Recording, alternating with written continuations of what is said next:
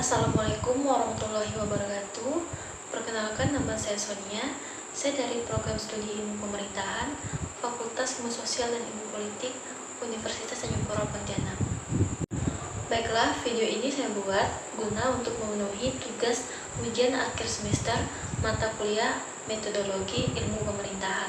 Di sini saya akan menganalisis tentang pernyataan ramalan harus dikondisikan, peraturan atau keputusan yang mengandung kekuatan mengikat pihak terkait, dan ramalan tentang apa yang akan atau terjadi apabila kondisi tertentu terpenuhi. Nah, yang dimaksud di sini ialah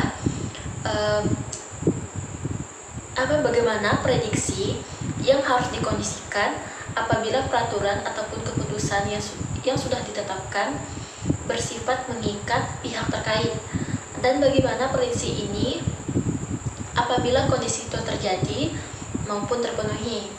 Nah, pertama-tama saya akan menjelaskan apa itu peraturan.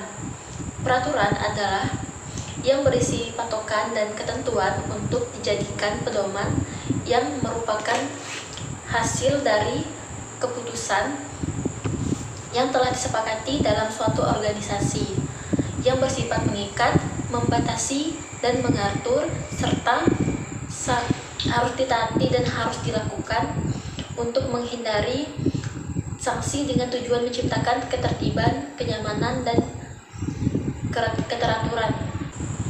Peraturan adalah sebuah perangkat yang berisi patokan dan ketentuan untuk dijadikan pedoman yang merupakan hasil dari keputusan yang telah disepakati dalam suatu organisasi yang bersifat mengikat, membatasi, dan mengatur, serta harus ditaati dan harus dilakukan untuk menghindari sanksi dengan tujuan menciptakan ketertiban, keteraturan, dan kenyamanan.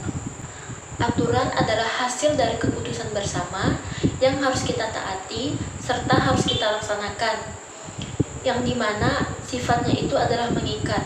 Selain itu, aturan juga berkaitan dengan nilai, norma, dan adat yang berlaku di lingkungan masyarakat.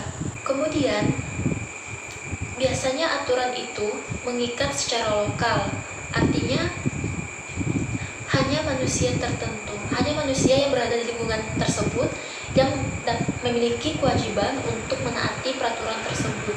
Demikian, aturan biasanya bersifat mengikat hanya secara lokal, artinya hanya manusia yang berada di lingkungan tersebut yang memiliki kewajiban untuk menaati peraturan tersebut.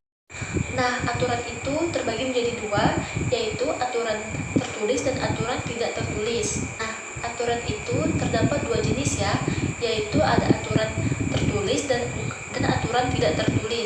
Aturan tertulis itu adalah seperangkat aturan atau tatanan yang berlaku di lingkungan masyarakat yang dimana menjadi nilai, menjadi pedoman dalam kehidupan sehari-hari, dimana sifatnya itu adalah mengikat dan serta tertulis dan memiliki sanksi yang sangat tegas.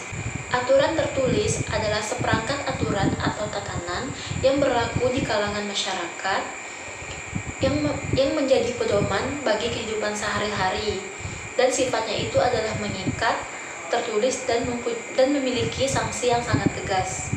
Ambil contoh di kalangan masyarakat, misalnya seperti ini. Ada aturan wajib lapor kepada ketua RT jika tamu yang datang lebih dari 24 jam. Aturan tertulis biasanya dipasang di tempat strategis suatu daerah perumahan atau perkampungan, misalnya di pos ronda, di gang masuk, atau di gerbang komplek. Sedangkan aturan tidak tertulis adalah seperangkat aturan atau tatanan yang berlaku di kalangan masyarakat yang dimana menjadi pedoman dalam kehidupan sehari-hari, namun tidak bersifat tertulis dan sanksinya tidak setegas dengan aturan tertulis. Ambil dari contoh kecil, misalnya seperti ini: membantu warga di lingkungan setempat ketika membutuhkan bantuan, seperti menjaga kesopanan kepada orang yang lebih tua. Nah, pada intinya begini, aturan dimaksudkan untuk mendukung dan sebagai penopang nilai-nilai kehidupan bermasyarakat. Dengan begitu, aturan juga memiliki fungsi sebagai pedoman hidup untuk seluruh manusia yang hidup dalam suatu lingkungan. Nah, apabila peraturan yang bersifat mengikat itu, artinya peraturan tersebut harus kita taati dan harus kita patuhi agar terhindar dari berbagai sanksi dari pihak yang berwenang. Oleh karenanya, kita sebagai manusia yang hidup di lingkungan bermasyarakat harus menaati dan jangan melanggarnya. Menurut saya, jika peraturan yang sudah dibuat dan telah disepakati oleh bersama harus ditaati. Dan sebagai manusia yang hidup di kalangan bermasyarakat, harus memiliki kesadaran hukum agar terhindar dari berbagai masalah yang dapat merugikan diri sendiri maupun orang lain. Nah, baiklah, sekian dari analisis saya.